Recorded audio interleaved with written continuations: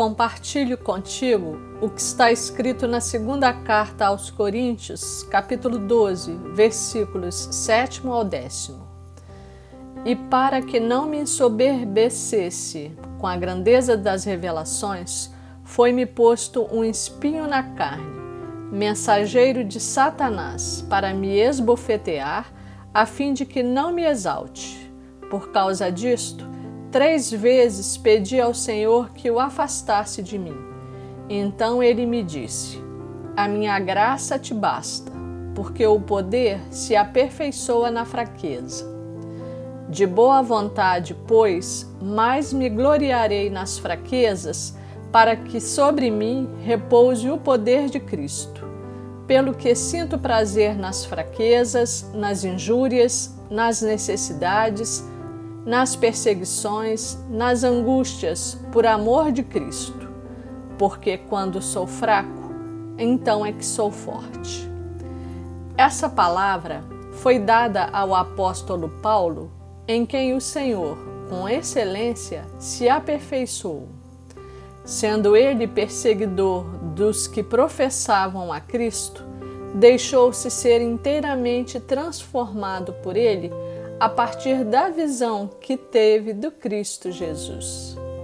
A partir de então, Paulo não só aceitou que Jesus Cristo é o Senhor, o Salvador, o caminho, a verdade e a vida verdadeira, como dedicou toda a sua vida ao Senhor. O Evangelho de Jesus incorporou-se em sua vida e empenhou todo o seu esforço na pregação e no ensinamento do amor de Cristo aos diversos povos. O poder de Deus sempre esteve com ele e Jesus Cristo o assistia, nunca o abandonou. Para evitar que sentisse soberba, orgulho, vaidade ou se exaltasse de ser próximo do Senhor, a palavra diz que foi-lhe permitido um espinho na carne, mensageiro de Satanás. E Deus não o livrou, mesmo tendo pedido por 3 vezes, dizendo: a minha graça te basta, porque o poder se aperfeiçoa na fraqueza. Embora vivesse perto do Senhor, recebesse graças específicas e revelações sobrenaturais, Paulo era homem, sujeito aos sentimentos humanos, ao pecado e às tentações, correndo o risco, inclusive, de vir a se afastar de Deus ou de se sentir igual a Deus. A Bíblia não traz maiores explicações acerca desse espinho na carne, mas é certo que Paulo passou por muitas dificuldades, pois semeava o Evangelho para pessoas que não conheciam a Jesus e vivia de cidade em cidade no cumprimento de levar a palavra e os ensinamentos de Jesus Cristo. E nessa jornada foi alvo da inveja, da maldade e da covardia de muitos poderosos e religiosos da época. Sofreu muitas perseguições, foi humilhado, açoitado, esteve preso, tendo sofrido dores físicas, espirituais e emocionais, tendo padecido de solidão, rejeição e de abandono nesse caminho. Mas o Espírito do Senhor sempre o consolou e o sustentou. E ele não desistiu. Perseguiu o alvo, Jesus Cristo, até a sua morte, e chegou a sentir prazer no sofrimento e na fraqueza por amor de Jesus Cristo. A natureza do homem é assim, preguiçosa, pecaminosa e sem compromisso. Só busca a Deus na hora da necessidade. Pode observar que quando está tudo bem, naturalmente passamos a orar menos e com menor intensidade e comunhão com o Senhor.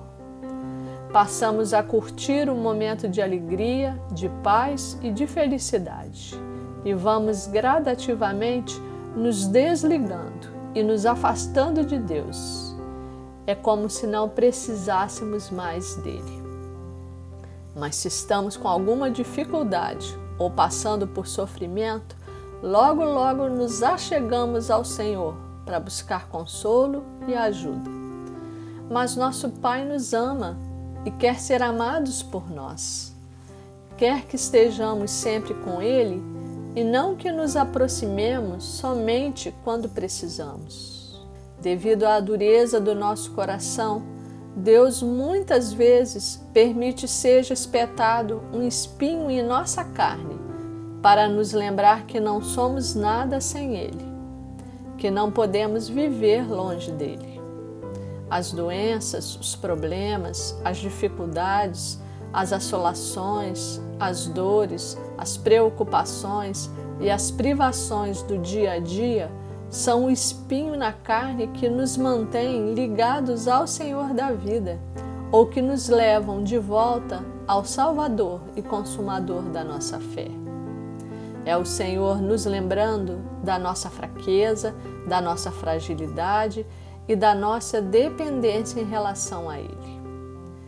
É o Senhor Jesus Cristo nos trazendo de volta para perto e nos dizendo que somente estaremos vivos se nos mantivermos ligados a Ele, que é a videira verdadeira.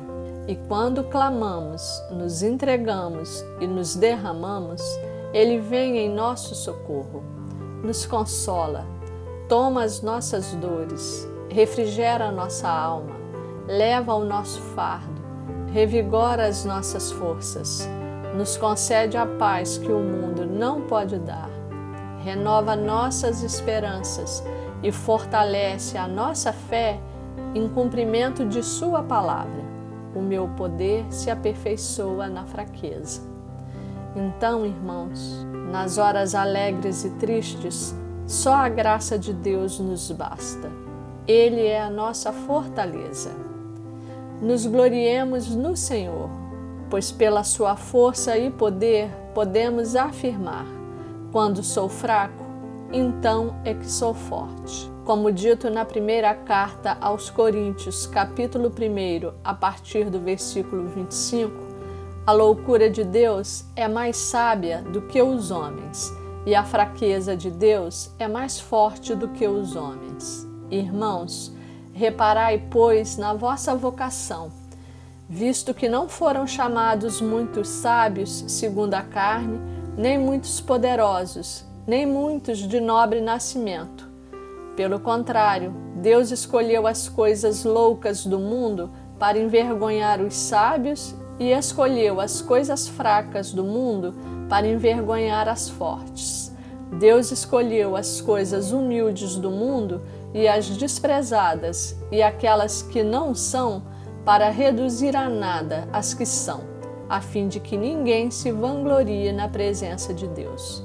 Mas vós sois dele, em Cristo Jesus, o qual se nos tornou, da parte de Deus, sabedoria e justiça e santificação e redenção, para que, como está escrito, aquele que se gloria, glorie-se no Senhor. Amém.